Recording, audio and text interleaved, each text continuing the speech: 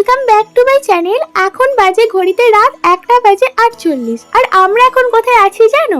আমরা আছি উলুবেড়িয়ার গঙ্গার ঘাটে। বাড়ির পাশে সিদ্ধেশ্বরী কালী মায়ের পুজোর কারণে আমরা রাত্রির বেলায় বেরিয়ে পড়েছি গঙ্গায় স্নান করে জল আনতে।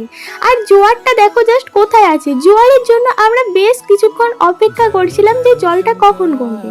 তারপর আস্তে আস্তে জল কমায় মানুষজন চান করতে লাগলো, তাই আমরাও আর বেশি দেরি না করে নেমে পড়লাম স্নান করতে।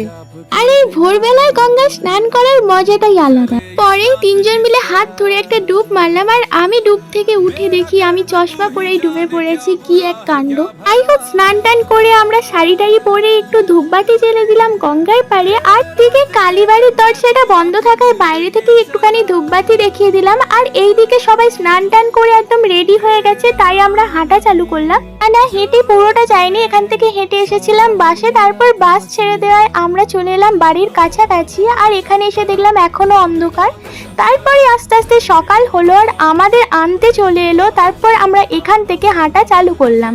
যাই হোক, আজকের মতন ভিডিওটা এই পর্যন্ত। যদি ভালো লেগে থাকে অবশ্যই চ্যানেলটাকে সাবস্ক্রাইব করে পাশে থেকো। দেখা হবে নেক্সট ভিডিওয়। বাই।